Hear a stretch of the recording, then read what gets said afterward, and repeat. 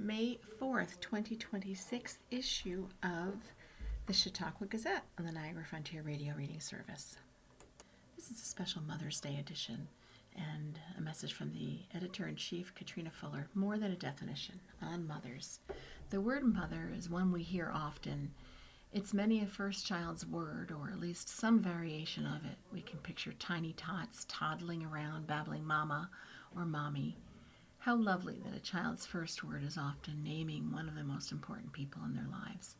Merriam-Webster defines mother as a female parent for its first definition, followed by source or origin for its second definition, and ends its list with something that is an extreme or ultimate example of its kind, especially in terms of scale, that is, the mother of all construction projects.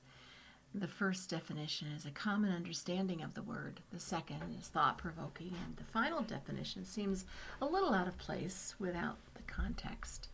But motherhood can be extreme in both the good sense of the word and the bad. There are most definitely highs and lows in the roller coaster ride mothers face. It's a journey that involves and envelops the mother in a series of seasons of life. This journey looks different for every mother, and the ups and downs can be as different as night and day. Of course, there are the joys of motherhood, a child's laugh, their first words, the beauty of watching them learn and grow in their first years. As they get older, there is the ability to provide a listening ear, imparting advice as needed, and even still, some fun and whimsy along the way. As the children reach adulthood, there are still the phone calls for help, the joy of watching them come into their own, and the pride of seeing them well on their way. These seasons are the fuel that get mothers through their difficult times, the memories they will cling to in hardship. The hard times can be incredibly hard for mothers. Some mothers face the loss of their child, the heart they held so close outside of their body. Some mothers face difficulties with mental health or their physical health that lead to incredible difficulties both internally and in their day-to-day lives. Some mothers face the horrors of war and somehow balance that strain and fear while caring for their families. Some mothers face difficulties with conception and carry the grief of loss with them every day. There are so many issues that mothers across the globe face day in and day out. We couldn't possibly name them all here. Mother's Day is one day on the calendar that we collectively set aside to honor mothers. We might take our mothers out to brunch. Perhaps we'll pick up some flowers and spend a lovely spring day together. It is, of course, right and good to celebrate Mother's Day and honor our mothers for all they have done for us. It's important to take the time to give them a glimpse of the joy, devotion, and love they have provided us and how much it means to us.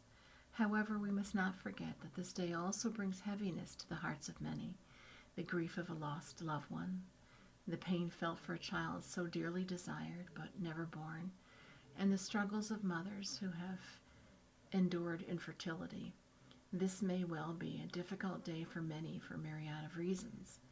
Keeping that in mind, let us celebrate mothers as they should be celebrated, but also gently hold space for those whose day may be tinged with sadness. To be a mother is to carry both joy and ache, often at the same time, often in silence.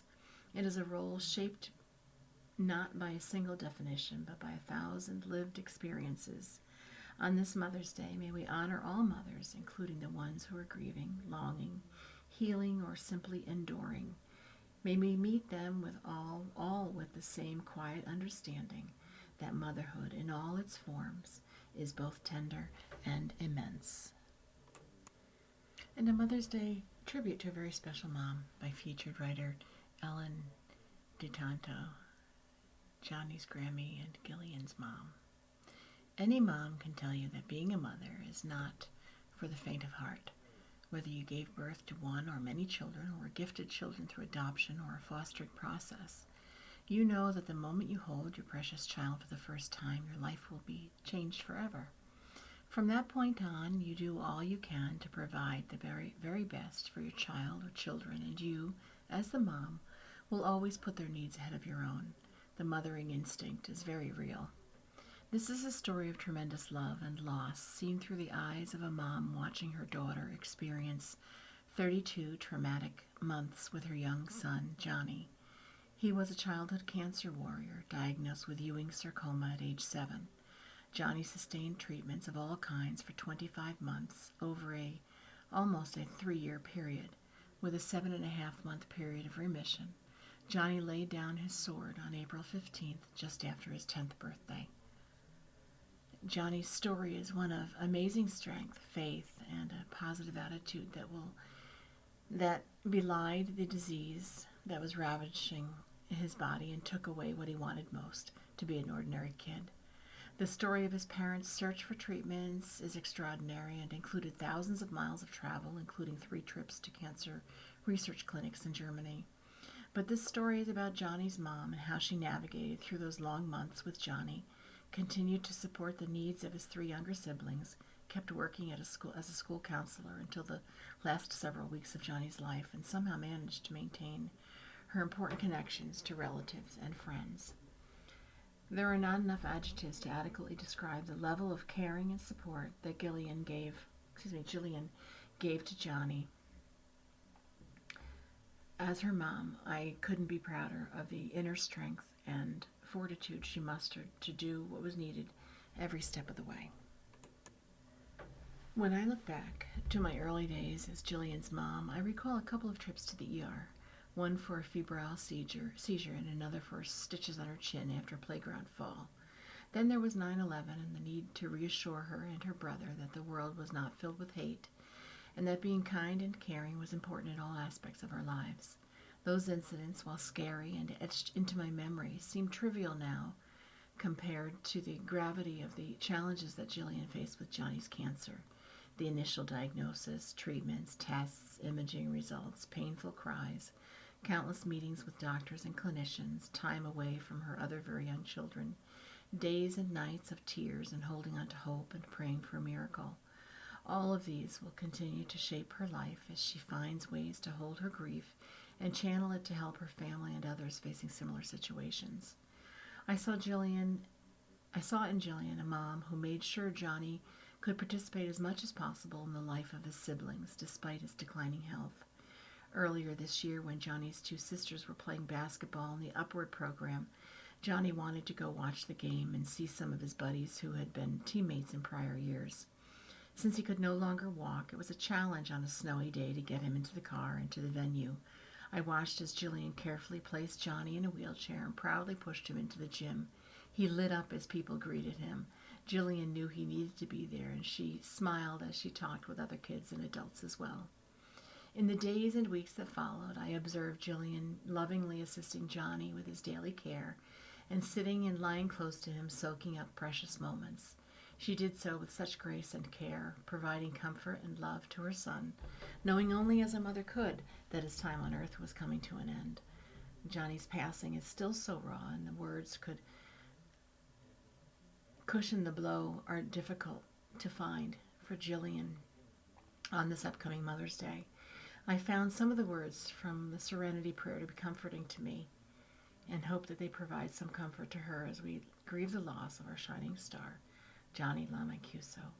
Oh God, grant me the serenity to accept the things I cannot change, accepting hardships as the pathway to peace. A postscript, because this was written specifically as a tribute to Johnny's mom. I still need to acknowledge the relentless research time, effort, love, and faith that Johnny's dad provided to his son. That's a story for another day.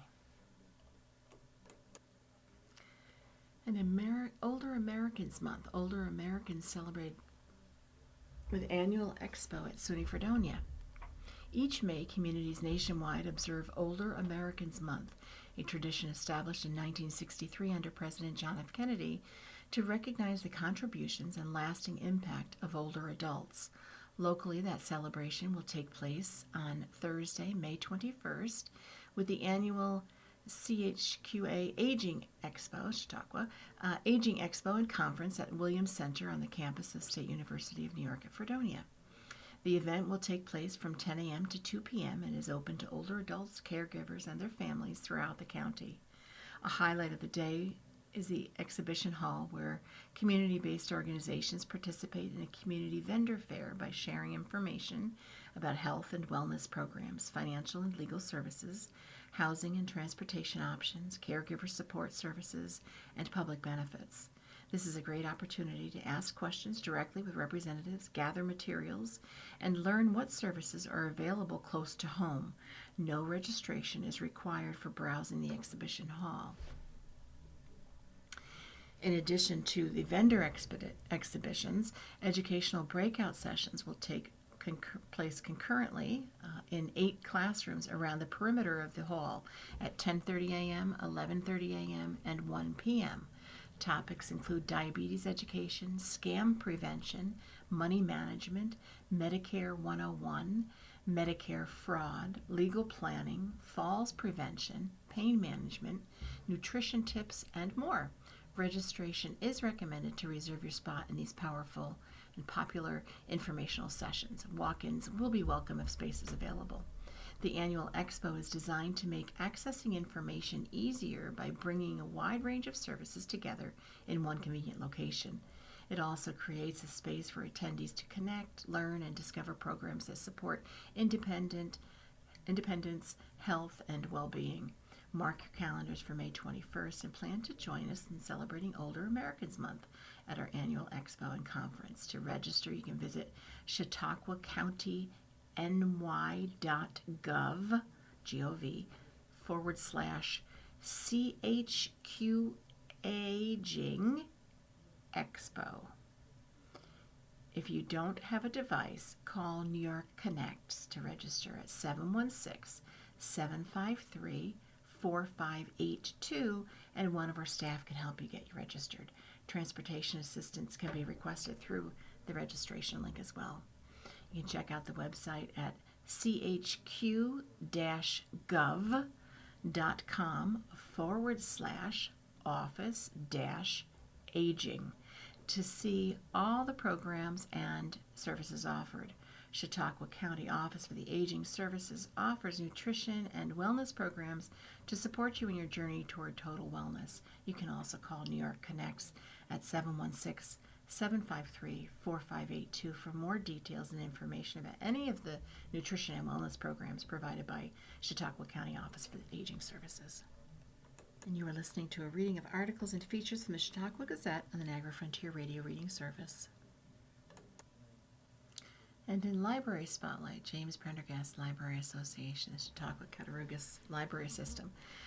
The Prendergast Library is one of the largest libraries in the Chautauqua Cattaraugus Library System. In 2025, they had over 110,000 visitors and offered over 1,100 programs to the community.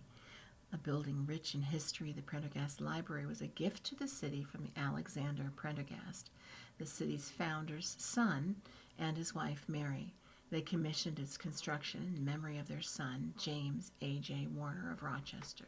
James A.J. Warner of Rochester was the architect who designed and built the library over an 11-year period. On January 29, 1880, the James Prendergast Library Association of Jamestown was established by a special act of the New York State Legislature, and the doors opened on December 1, 1891. The style of rounded arches, rock-faced masonry walls, the turret in the southeastern corner, and the building's general air of ruggedness are all defining features of the style of America's leading 19th century architect, Henry Hobson Richardson. The library underwent extensive changes in 1960 as services and readership increased. The most recent renovation was completed in the fall of 2025 with a remodel of the front doors, circulation desk, and children's room. If you haven't been in the library for a while, stop in and see the changes and discover all of the services that are offered.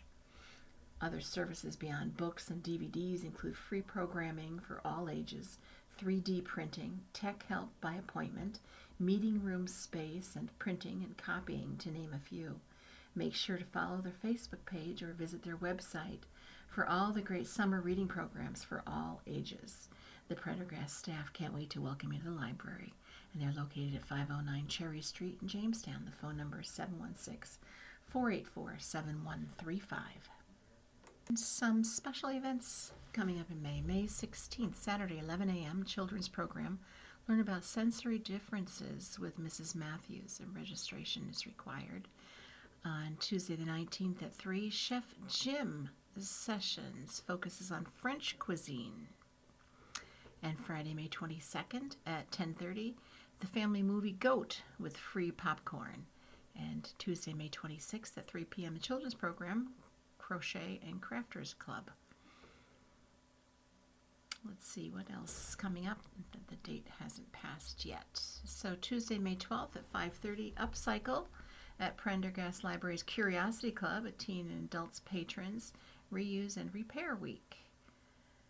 Wednesday the 15th from 4:30 to 6 p.m., all ages movie night. Everyone is invited to drop in, watch a movie, and eat snacks. This month we'll be showing Moana 2.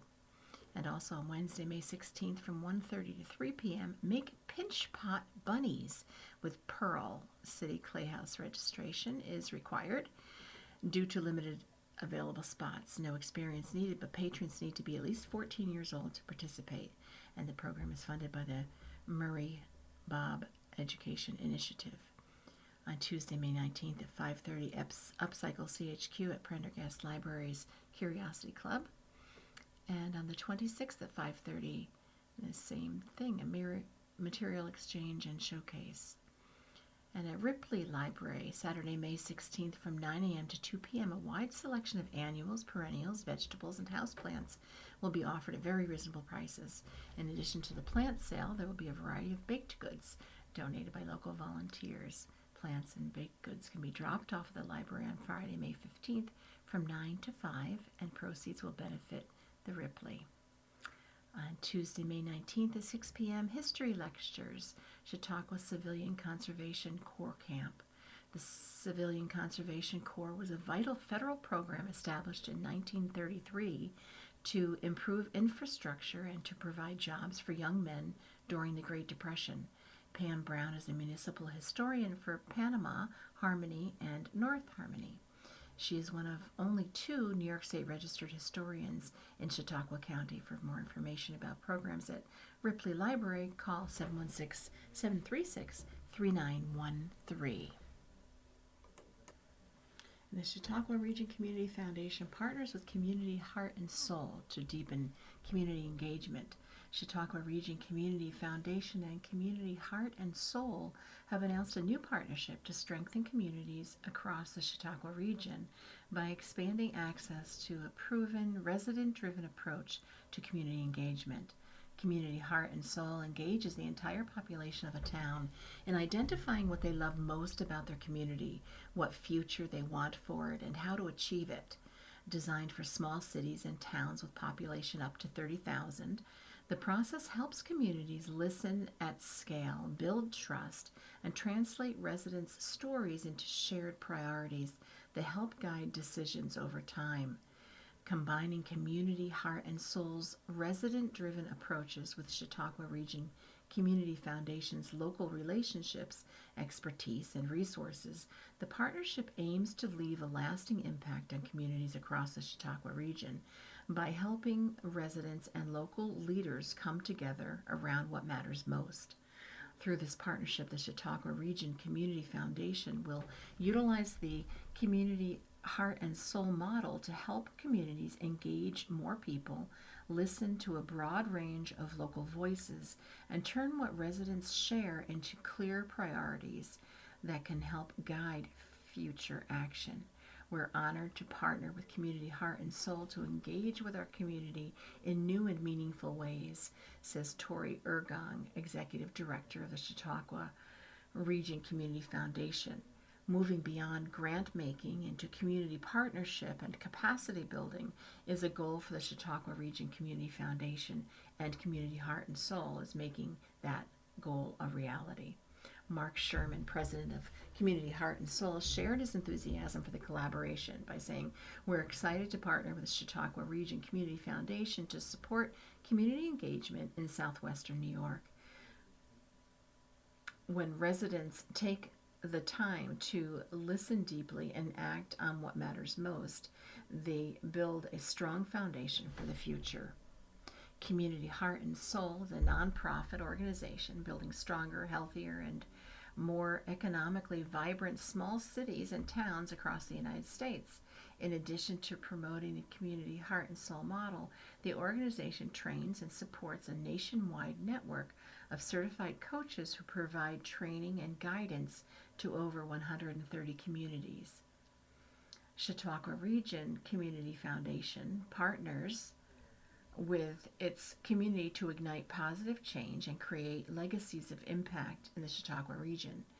Chautauqua Region Community Foundation was established in 1978 by visionary community leaders who were committed to creating a vibrant region where every resident feels connected and has the opportunity to thrive. And a short article called Mother's Heart, Peace, Hope, and Joy with Linda Kent. I love being a mom. I love the cuddles, the chaos, the love freely given, especially when the kids were small.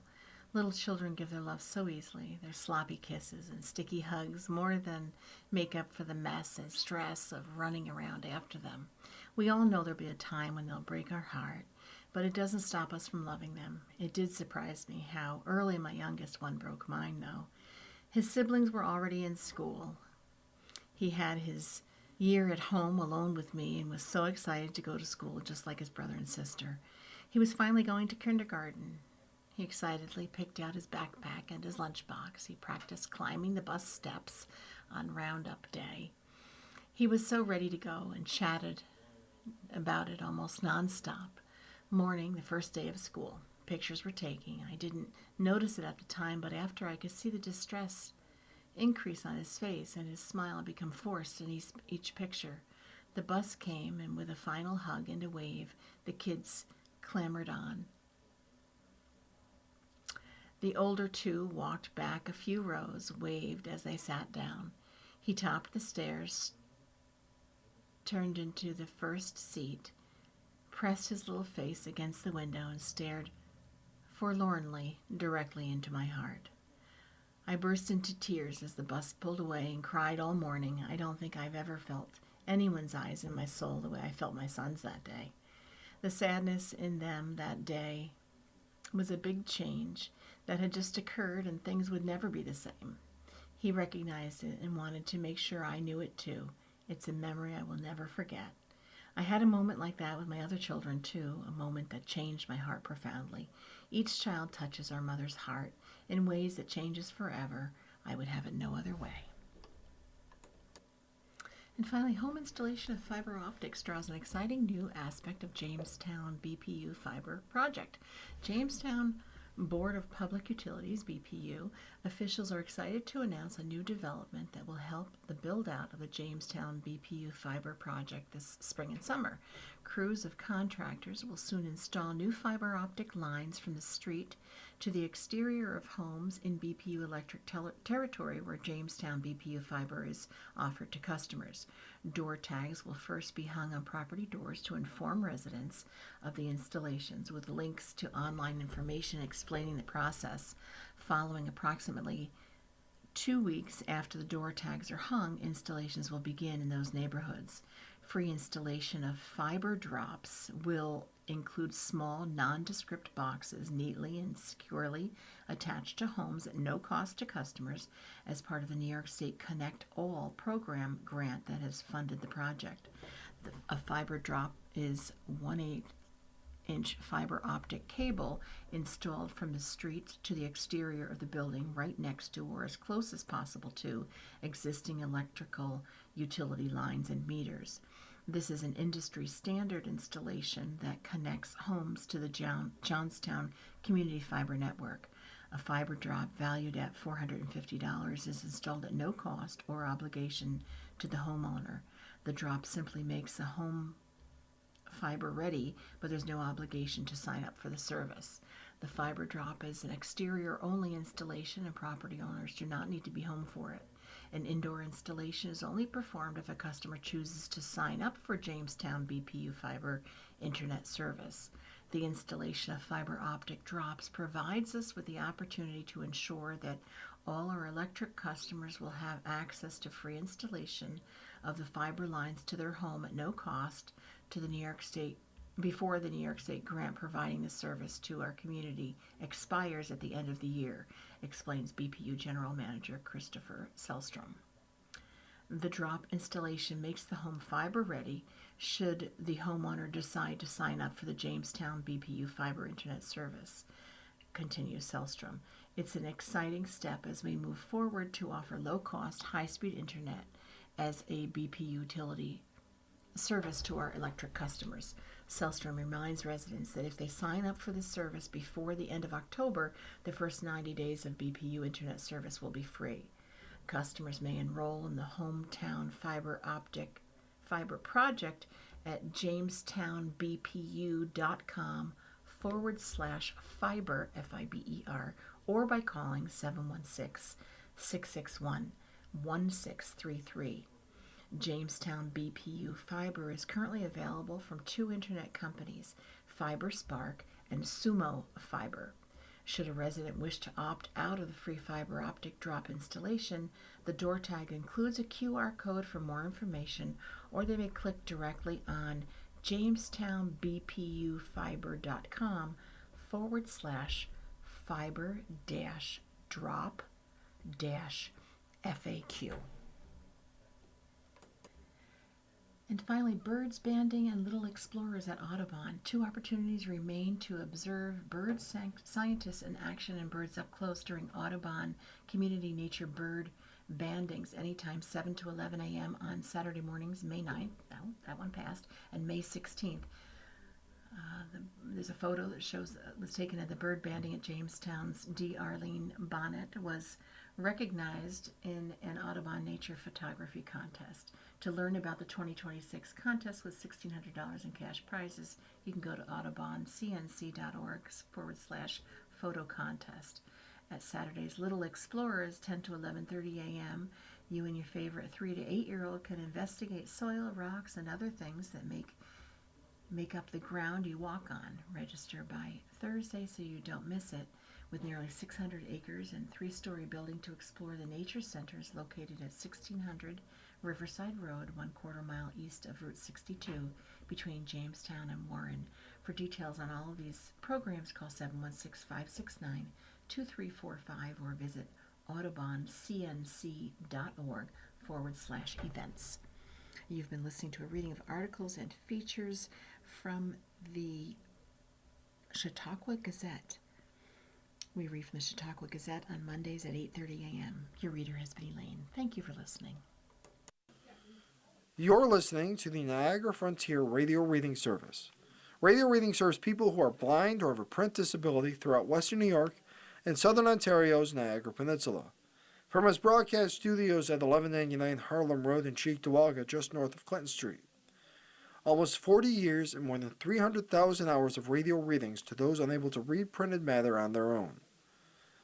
Our broadcast signal is provided at no charge by WNED. Volunteer radio readers broadcast daily readings of newspapers, magazines, and books. For more information on the Niagara Frontier Radio Reading Service, call us at 716-821-5555.